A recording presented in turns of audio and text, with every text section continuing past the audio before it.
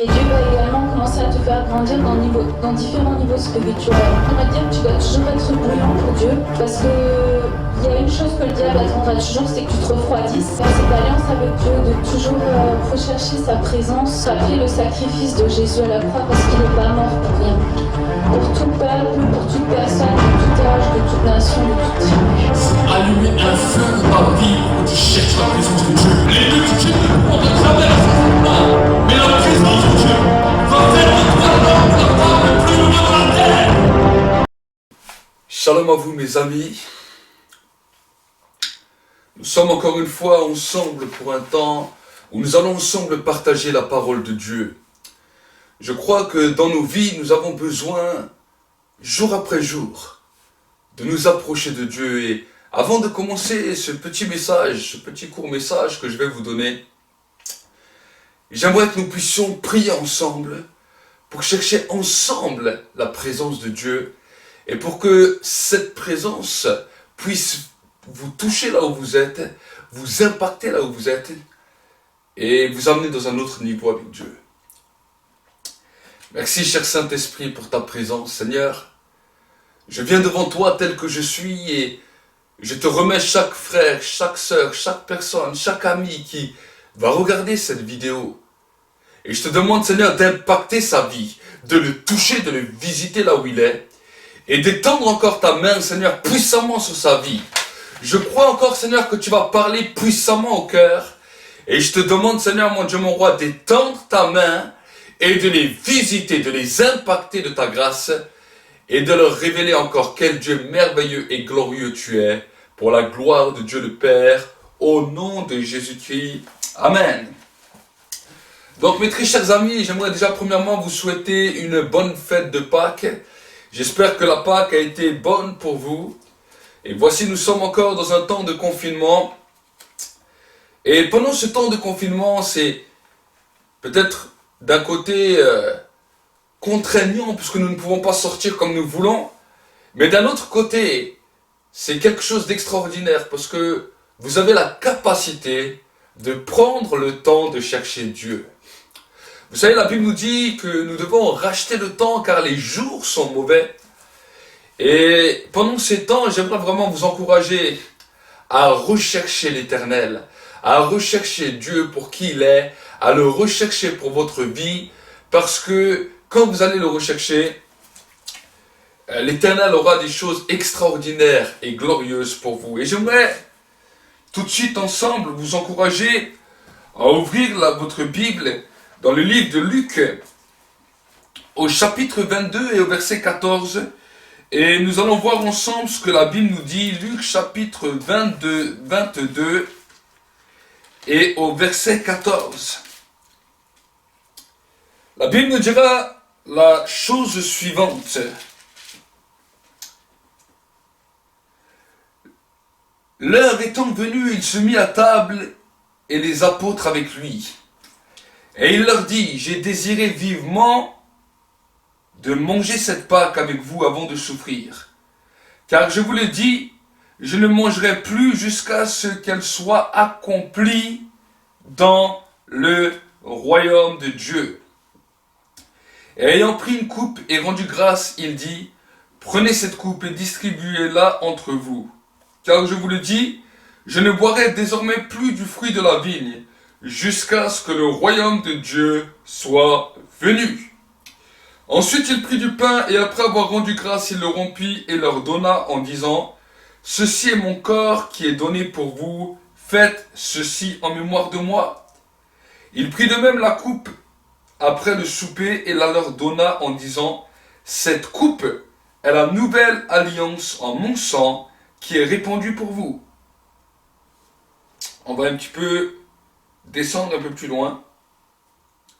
La Bible nous dira dans les versets 22, dans les versets 24, il se leva aussi parmi les apôtres une contestation, lequel d'entre eux devait être estimé plus grand. Et Jésus leur dit, les rois des nations les maîtrisent, et ceux qui les dominent sont appelés bienfaiteurs. Qu'il n'en soit pas de même parmi vous, mais que le plus grand parmi vous soit le plus petit, et que celui qui gouverne comme celui qui sert. Car quel est le plus grand, celui qui est à table ou celui qui sert? N'est-ce pas celui qui est à table? Et moi cependant je suis au milieu de vous comme celui qui sert. Vous êtes ceux qui avez persévéré avec moi dans mes épreuves. C'est pourquoi je dispose du royaume en votre faveur, comme mon Père en a disposé en ma faveur, afin que vous mangiez et buviez à ma table dans mon royaume, et que vous soyez assis sur des trônes pour juger les 12 tribus d'Israël. Nous sommes dans un temps où Jésus célébrait la dernière Pâque avec ses disciples, et cette Pâque annonçait pour la vie de Jésus son propre jugement. Il savait que lui-même allait souffrir, il savait que lui-même allait payer, il savait que lui-même allait être cet agneau immolé pour l'humanité tout entière. Et alors qu'il était avec ses disciples, il leur a dit, prenez, regardez ce qu'il nous dira. Et c'est cela que j'aimerais vraiment que vous puissiez retenir. Il nous dira dans le verset 19, ensuite il prit du pain et après avoir rendu grâce, il le rompit en leur donna en disant, ceci est mon corps qui est pour vous, qui est donné pour vous, faites ceci en mémoire de moi. Il prit de même la coupe après le souper et la leur donna en disant, cette coupe est la nouvelle alliance en mon sang qui est répandue pour vous. Et oui mes amis, il y a une nouvelle alliance. Le sang de l'agneau pour le peuple juif, alors qu'ils étaient en esclavage en Égypte, pendant le temps de leur confinement, le sang de l'agneau posé sur les linteaux des portes allait leur permettre que leur vie soit sauvée. Mais la Bible nous dit que quand Jésus a donné son sang était le symbole d'une nouvelle alliance. Sa chair et son sang étaient le symbole d'une nouvelle alliance. Quel genre d'alliance nous parlons? Nous ne parlions pas simplement d'avoir la vie sauve pendant le temps du malheur, mais on parlait de recevoir la vie éternelle pour pouvoir accéder à ce qu'on appelle le paradis.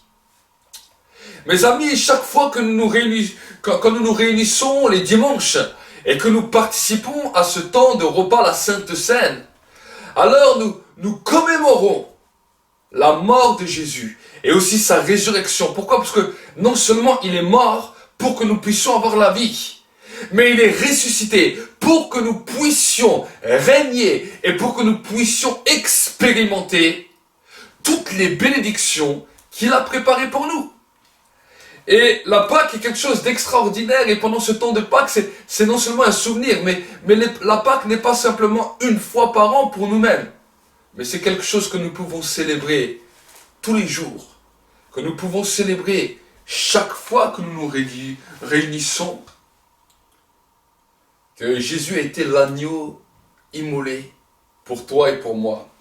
Et j'aimerais vous dire que le temps de ce sacrifice n'était pas simplement là pour nous donner la vie éternelle, mais le temps de ce sacrifice était là aussi pour que nous puissions régner et établir le règne et la pensée de Christ sur la terre.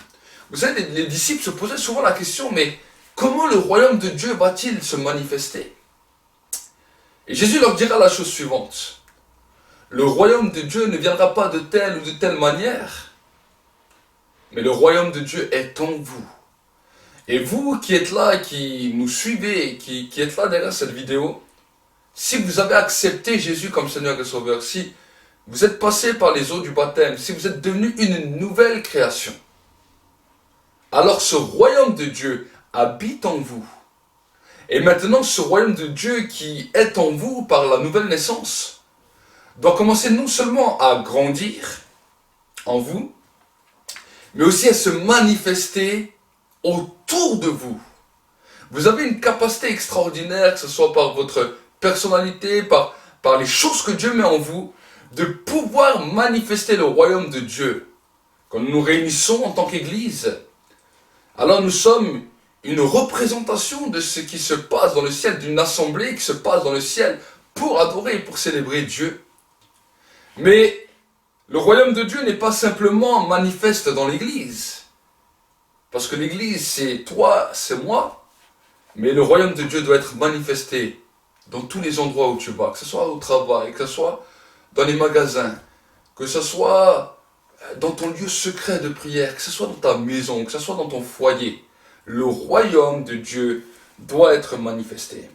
Et vous savez que chaque fois que des hommes, des femmes sont nés de nouveau, qu'il y a une communauté d'hommes et de femmes qui sont des nouvelles créatures, dans le monde spirituel, il y a une peur qui est là.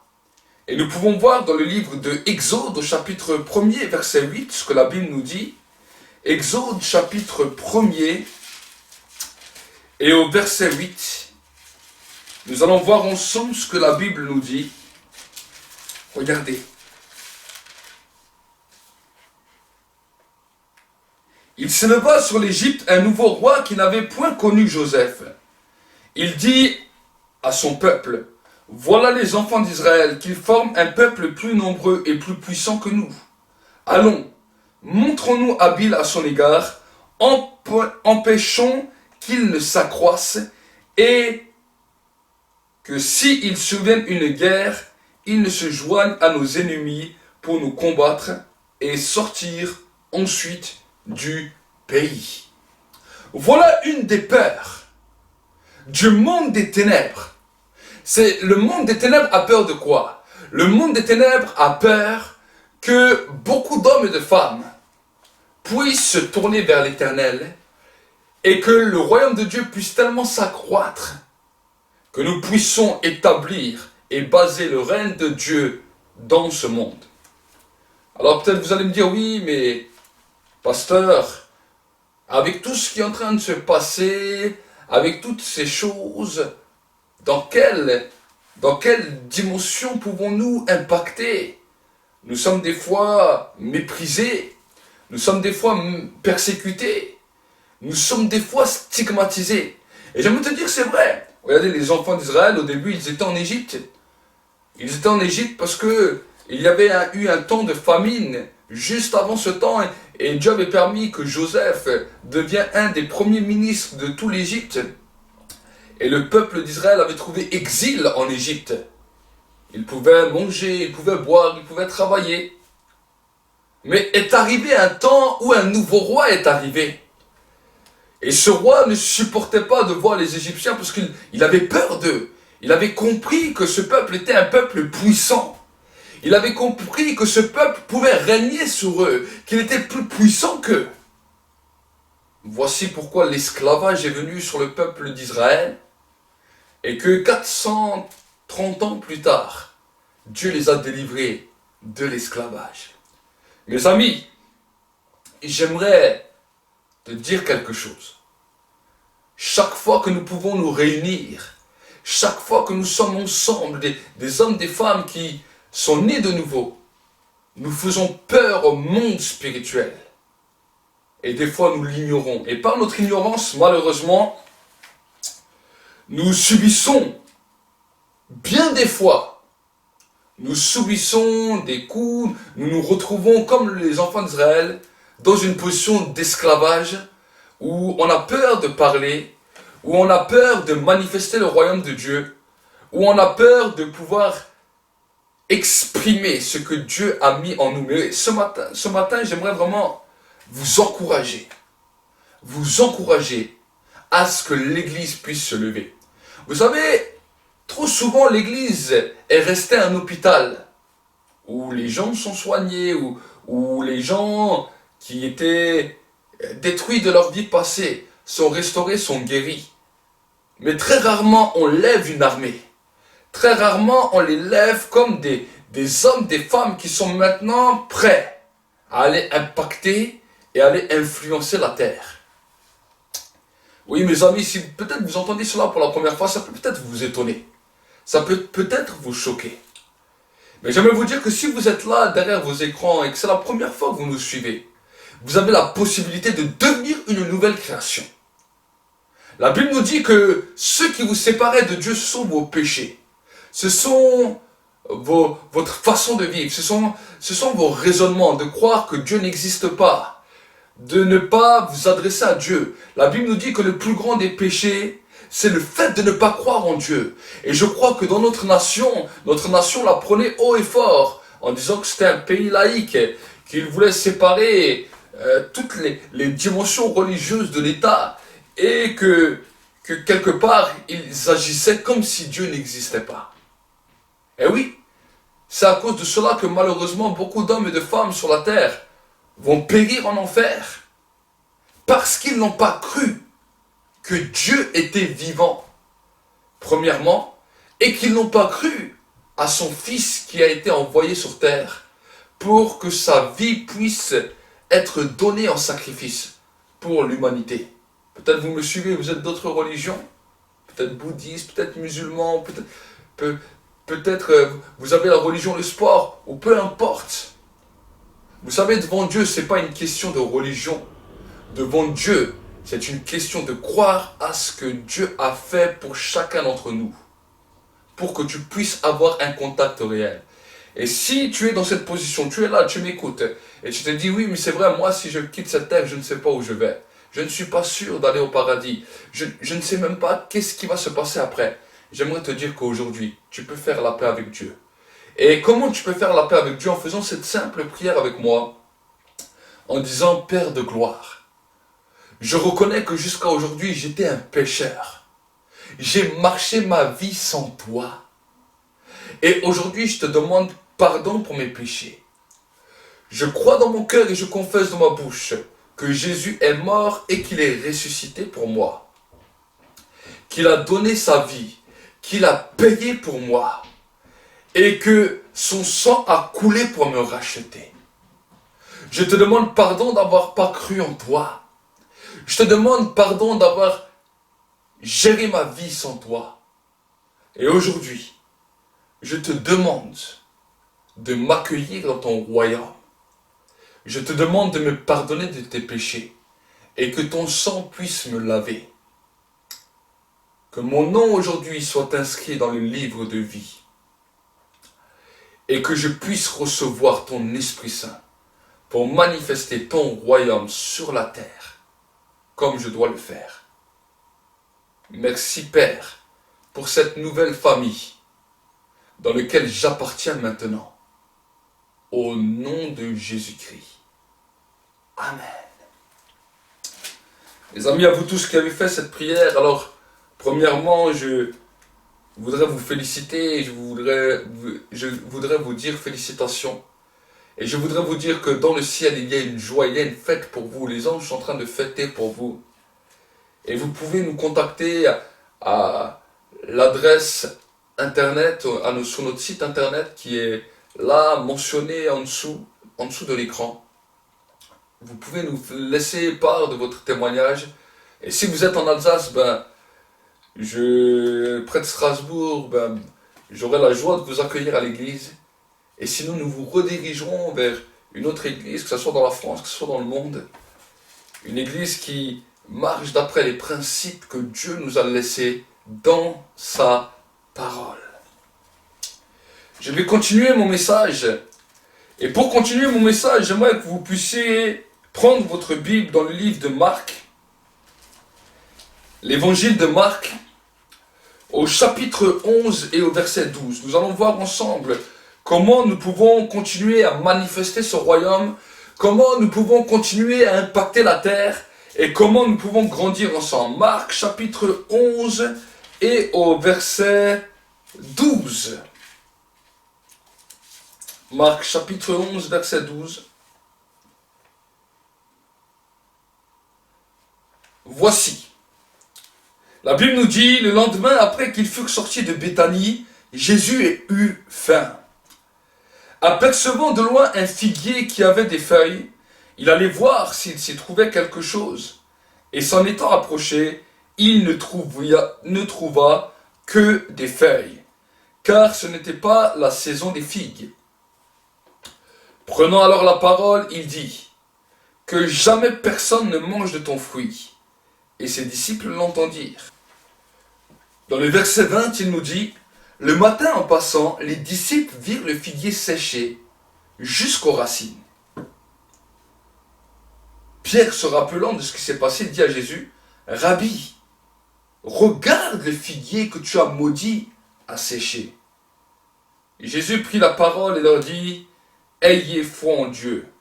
Je vous dis la vérité, si quelqu'un dit à cette montagne, ôte-toi de là et jette-toi dans la mer, et s'il ne doute point en son cœur, mais croit que ce qu'il a dit arrive, il le verra s'accomplir. » C'est pourquoi je vous le dis, tout ce que vous demanderez en priant, croyez que vous l'avez reçu et vous le verrez s'accomplir.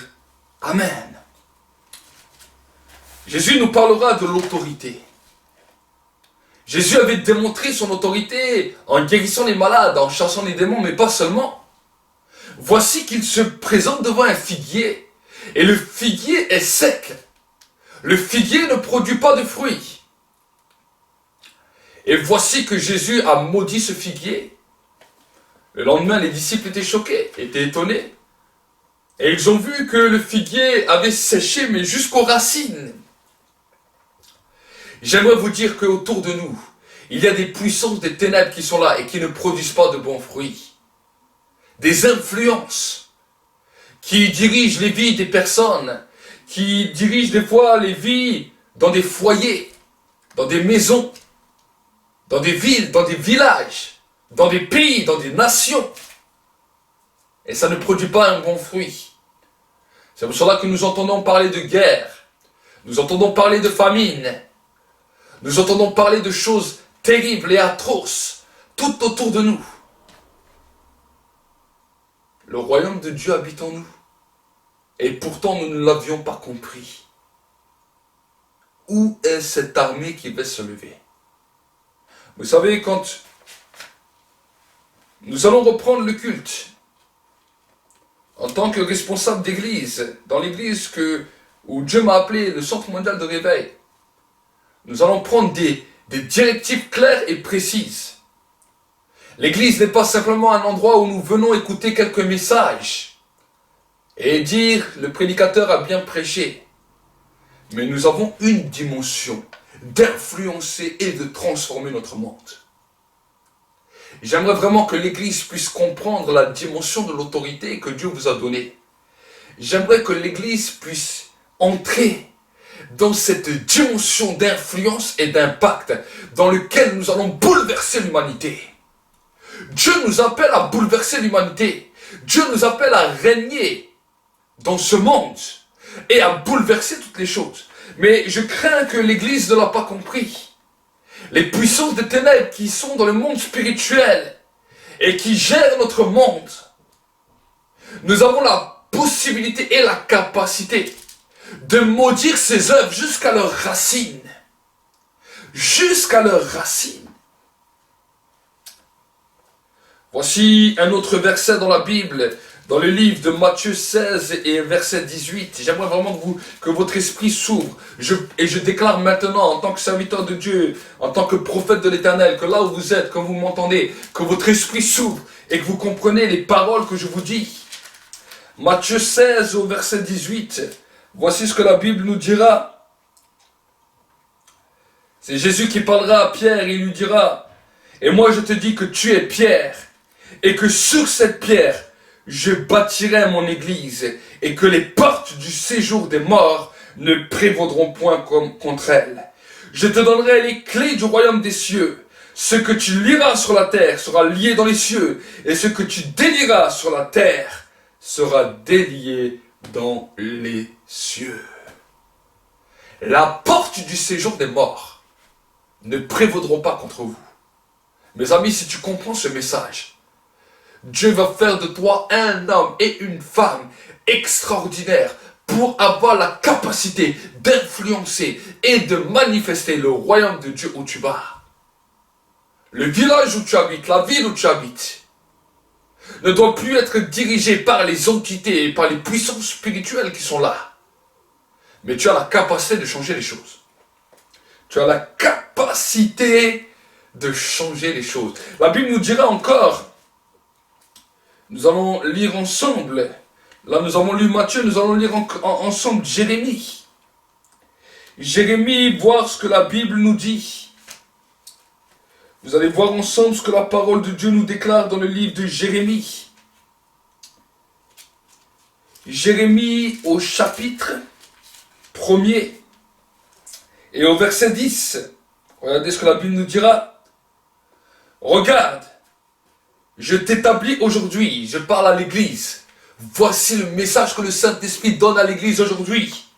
Voici, je t'établis aujourd'hui sur les nations et sur les royaumes, pour que tu arraches et pour que tu abattes, pour que tu ruines et que tu détruises, pour que tu bâtisses et pour que tu plantes. Nous avons une capacité, mes frères et sœurs, quand je lis ça, oh, alléluia, mon cœur est en train de brûler.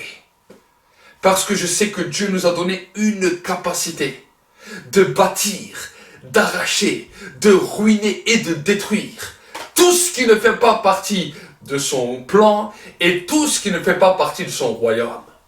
C'est une guerre, mes amis. Nous sommes entrés dans une période de guerre, pas simplement parce que le président, M. Emmanuel Macron l'a dit, ou pas parce que simplement il y a un virus qui avait décidé d'attaquer les hommes. Non, nous sommes dans une guerre spirituelle, dans laquelle Dieu t'appelle à te lever pour détruire tout ce qui ne reflète pas sa gloire, pour demander pardon à Dieu pour le sang des martyrs qui a coulé, mais pour pouvoir te lever avec une nouvelle capacité de pouvoir bâtir et de pouvoir régner dans ce monde. Nous avons une capacité de régner sur les royaumes de ce monde. Nous avons une capacité de pouvoir donner une parole d'influence pour transformer notre humanité. Vous savez, alors que je me suis converti, j'ai lu beaucoup le livre de l'Apocalypse. Et quand je lisais le livre de l'Apocalypse, je pleurais, je me posais beaucoup de questions. La présence de Dieu était forte et je lisais ces versets de l'Apocalypse et j'en pensais, j'en pensais, j'en pensais. Je marchais des jours et des jours en me posant la question, mais qu'adviendra-t-il de ce monde? Et voici qu'un jour, j'étais assis à un arrêt de bus, à réfléchir, à méditer. Et tout d'un coup, le Saint-Esprit est descendu sur moi. Et voici qu'une lueur d'espoir a commencé à saisir mon cœur. Une assurance terrible est venue. Et il m'a dit la parole suivante. Et si tout pouvait changer? Et quand j'ai entendu ça, je me dis, mais je ne comprends pas ce que tu me dis. Il me dit, si tout pouvait changer. Il m'a dit, imagine que l'influence de mes enfants devienne tellement grande que les gens se convertissent de partout, que la gloire resplendit de partout, que les gens commencent à fléchir les genoux, au point que comme du temps de Jonas, les gouverneurs, les présidents, les ministres, les rois se repentent. Les choses pourraient changer.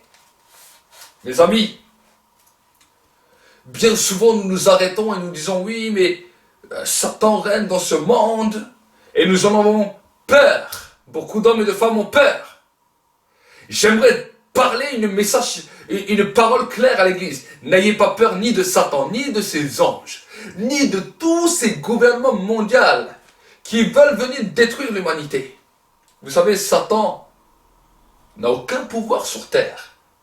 Parce que la Bible nous dit que Jésus les a dépouillés à la croix de Golgotha. Si nous avons peur de Satan, pourquoi devrons-nous avoir peur? Premièrement, il n'a pas été créé sur terre. Il n'a pas été créé sur terre. Il ne peut pas dire que les choses de cette terre lui appartiennent. Il n'a pas été créé sur cette terre. Il ne vient pas de la terre. Il a été créé dans le ciel pour la seule et unique cause: conduire la louange et l'adoration. On l'appelait Lucifer. Il n'a pas été créé pour régner. Donc, pourquoi devons-nous avoir peur d'un imposteur qui se prend pour un prince ou pour un roi alors qu'il n'a aucune capacité de régner, parce que rien en lui n'a été créé pour régner. Il a été créé seulement pour conduire la louange, l'adoration, mais jamais pour régner. Contrairement à toi et moi, qui avons été créés de la terre. La Bible nous dit que quand Dieu nous a créés, il nous a créés à son image et à sa ressemblance. Dieu est un Dieu qui règne dans le ciel et sur la terre.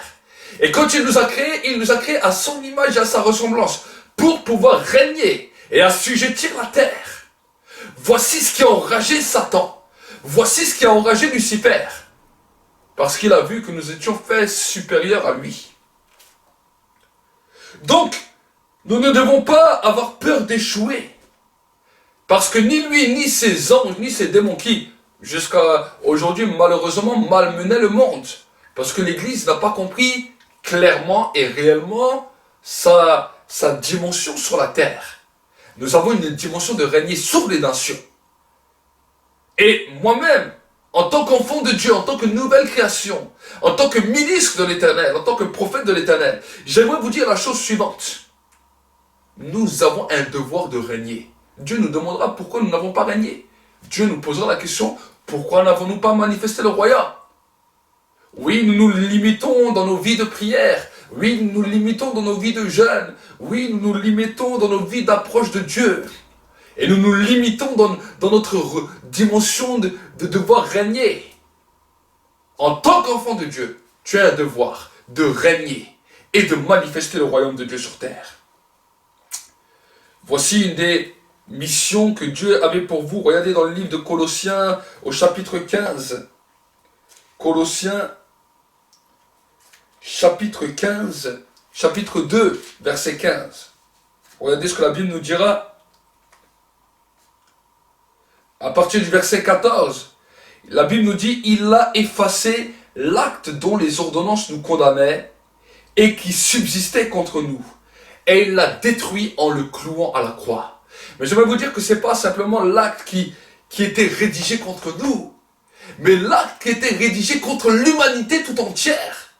Dans lequel la Bible nous dit que la nature entière, la création tout entière soupire à la révélation des fils de Dieu. Regardez ce qu'il nous dira, ça c'est un de mes versets préférés, un des versets que j'aime. Il les a dépouillés, les dominations, les autorités, et il les a livrés publiquement en spectacle, en triomphant d'elles à la croix. Il les a littéralement rackettés. Il leur a pris tout ce qu'ils avaient pour que tu puisses aussi les racketter, pour que tu puisses aussi les amener dans cette dimension d'échec. Vous savez, la Bible nous dit que quand le Saint-Esprit vient, il y a 3 choses principales dans lesquelles il va faire dans nos vies. La première des choses que le Saint-Esprit va faire, c'est qu'il va convaincre le monde de péché. De péché, pourquoi de péché? Parce qu'il ne croit pas en Dieu. Deuxièmement, il va convaincre de justice. Et là, cette dimension s'adresse à tous ceux et celles qui ont accepté cette conviction de péché. Avant, tu étais pécheur. Le Saint-Esprit a commencé à te convaincre que tu étais pécheur. Te convaincre que ta manière de vivre et de ne pas croire en Dieu faisait de toi une personne vouée pour l'enfer. Quand tu as accepté cela, tu deviens une nouvelle création. Maintenant, le deuxième travail du Saint-Esprit dans ta vie, c'est de te convaincre de justice. Pourquoi de justice? Parce que Jésus est au ciel, qu'il est monté auprès du Père et qu'il n'est plus là. La Bible nous dit, il vous convaincra de justice parce que je ne suis plus sur cette terre, mais que je suis monté vers mon Père qui est dans le ciel. Jésus dira, cherchez premièrement le royaume du ciel et sa justice, et toutes les autres choses vous seront données par-dessus tout. Dieu manifestera sa justice. Le Saint-Esprit commencera à nous convaincre que Jésus est au ciel, qu'il n'est plus sur cette terre, et que nous avons un devoir. Un devoir dans son service. Un devoir de pouvoir commencer à manifester le royaume de Dieu. Voici qu'il dira que quand le Saint-Esprit vient sur toi, tu vas devenir un témoin en Jérusalem, en Judée, en Samarie et jusqu'aux extrémités de la terre. C'est là où nous avons la capacité de pouvoir prier pour les malades, imposer les mains sur les malades et que les malades sont guéris, de pouvoir chasser les démons, de pouvoir purifier les lépreux, de pouvoir ressusciter les morts. Nous avons un devoir et nous avons cette capacité que Jésus nous a donnée, nous a recommandée. pour pouvoir annoncer la bonne nouvelle. C'est si vous nous accompagnez. Ça, c'est la conviction de justice. Mais aujourd'hui, je crains que cette dimension de justice s'est limitée simplement à la conviction de justice. Mais que l'Église a oublié qu'il y avait un autre palier de gloire dans lequel Dieu t'attendait. Ce qu'on appelle la conviction de jugement. Parce que le prince de ce monde a été jugé. Parce que Satan a été jugé. Parce que ses œuvres ont été jugées. Ils ont été déclarés coupables. Tant que le Saint-Esprit t'a pas mis cette conviction dans le cœur, vas-y, continue à chercher Dieu dans la prière. Et dis-lui, Seigneur, montre-moi quelle est la dimension d'influence à laquelle tu m'as appelé. Parce que quand cette dimension vient sur toi, on ne te reconnaîtra plus. Le feu va t'embraser et tu vas savoir que tu as une dimension de devoir régner dans ce monde. Nous ne sommes pas appelés à être des victimes. Nous ne sommes pas simplement appelés à être stigmatisés. Nous sommes appelés à régner sur les rois, sur les nations, sur les présidents, sur les dominations. Nous sommes appelés à régner si seulement tu comprends la dimension de la révélation. Regardez une des dimensions que Dieu a pour l'Église. Et j'aimerais encore vous prendre un dernier verset dans le livre de Ézéchiel. Ézéchiel, nous allons lire ensemble ce que la Bible nous dit pour que nous puissions comprendre vraiment la pensée et la profondeur de Dieu. Ézéchiel 28 et verset 6. C'est une des visions et une des dimensions que Dieu a pour l'Église dans ces temps de la fin. C'était quelque chose qu'il avait déjà au début, mais je crains que malheureusement des fois l'Église n'a pas toujours compris la dimension à laquelle Dieu l'appelait. Et beaucoup de serviteurs malheureusement des fois n'ont pas toujours compris. Pourquoi? Parce qu'ils sont restés à la conviction de la justice. C'est des niveaux. Mais aujourd'hui j'aimerais que votre pensée puisse s'ouvrir. Parce que ça va être un des temps, un des combats dans lesquels l'Église doit entrer. Je le crois personnellement. Et j'ai cette conviction personnelle. Ce sera un des points forts de formation dans lesquels nous allons travailler dans l'Église Centre Mondial de Réveil. Nous allons travailler réellement beaucoup sur ça et sur ça, pour que l'Église puisse comprendre que nous sommes appelés à être des guerriers. Nous ne sommes pas appelés à être des dindons, comme dirait un des frères que j'aime beaucoup dans l'église, frère Rémi, que je salue au passage. Chaque fois que je parle avec moi, il me dit, nous ne devons pas être des dindons, mais nous devons être des guerriers. Et merci pour cette parole prophétique qui est dans ta bouche, mon frère, parce que je sais que vraiment, nous devons être des guerriers. Nous sommes appelés à être des guerriers. Regardez ce que la Bible nous dira dans le livre de Ézéchiel, au chapitre 28 et au verset 6. C'est pourquoi ainsi parle le Seigneur l'Éternel, parce que tu prends ta volonté pour la volonté de Dieu. Voici, je ferai venir contre toi des étrangers, les plus violents d'entre les peuples, et ils tireront l'épée contre ton éclatante sagesse, et ils souilleront ta beauté. Ils te précipiteront dans la fosse, et tu mourras comme ceux qui tombent percés de coups au milieu des mers, en face de ton meurtrier. Diras-tu, je suis Dieu? Qui c'est qui se prend pour Dieu? Qui c'est qui se prend pour le meilleur? Aujourd'hui, Satan a voulu lui-même se prendre pour Dieu sur l'humanité. La Bible nous dit que Dieu prendra des étrangers. Il n'a même pas parlé des fois tout le temps du peuple juif, il a parlé des étrangers. Des hommes, des femmes, comme toi et moi, qui avons accepté Jésus, les plus violents. Il nous dit qu'il y a un tri. Voici que dans ces hommes, ces femmes, qui ont accepté le Seigneur, il va prendre les plus violents, les plus déterminés. Et la Bible nous dit, qu'est-ce qu'il va faire?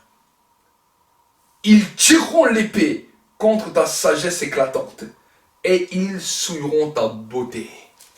L'épée de la parole de Dieu, l'épée de nos prières, qui va bouleverser tout le royaume des ténèbres. Les chiens des enfers et le séjour des morts seront arrêtés. L'église de Satan sera arrêtée.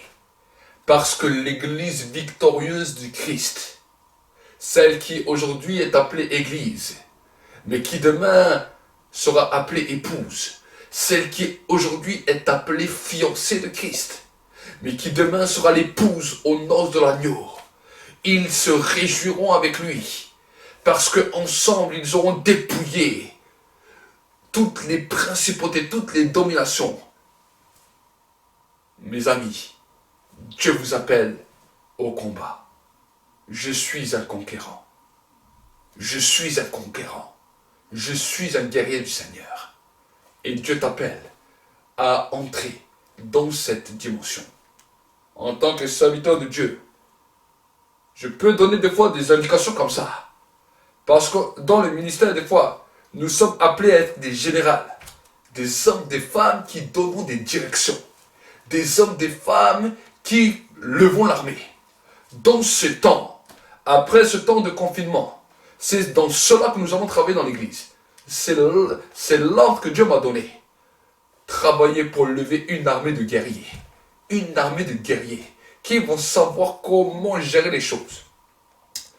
Dans ces temps, j'aimerais vous encourager à continuer à regarder notre chaîne YouTube. Vous allez voir sur la chaîne YouTube, il y a des dimensions pour apprendre à prier. Il y a toutes sortes de programmes que nous avons travaillé, dans lesquels vous pouvez grandir.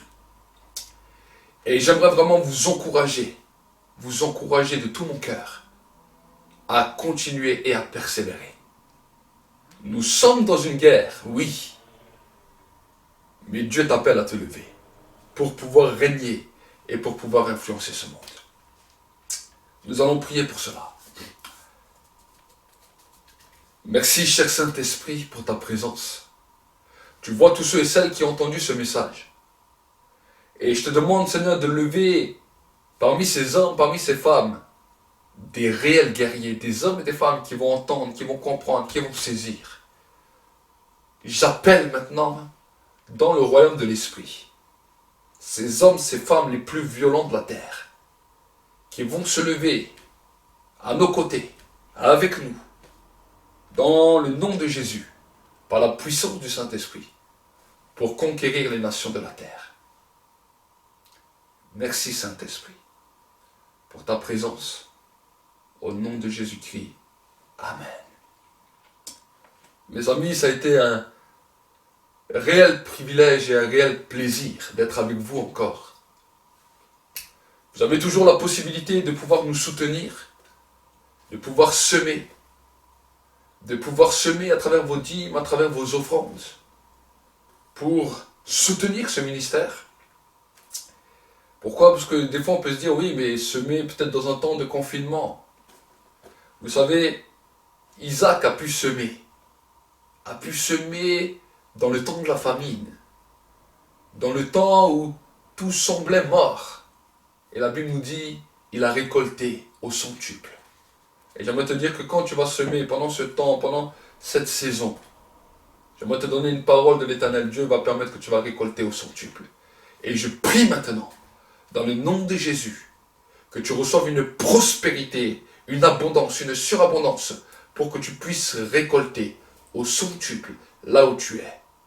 Je te bénis maintenant au nom de Jésus. Et peut-être ceux qui n'ont pas et qui veulent semer, que Dieu puisse te donner la semence au nom de Jésus-Christ. Si vous dites, mais comment puis-je semer? Vous pouvez aller sur notre site internet qui est marqué en bas de la page. Et vous allez sur l'onglet donation, ou don, je crois que c'est don ou donation. Et vous allez voir, on a un lien, soit PayPal, soit par PayPal avec la carte bleue, vous pouvez y aller. Ou soit vous avez le RIB de l'église, vous pouvez faire librement votre don. Vous prenez le RIB, vous allez à la banque et vous pouvez faire un don. Ou vous pouvez envoyer les chèques également à l'envoyer au siège social de l'église. Toutes les indications sont sur le site internet. Donc vraiment, soyez bénis. Et nous allons nous revoir bientôt pour conquérir les nations. Que Dieu vous bénisse. Et Dieu va également commencer à te faire grandir dans différents niveaux spirituels.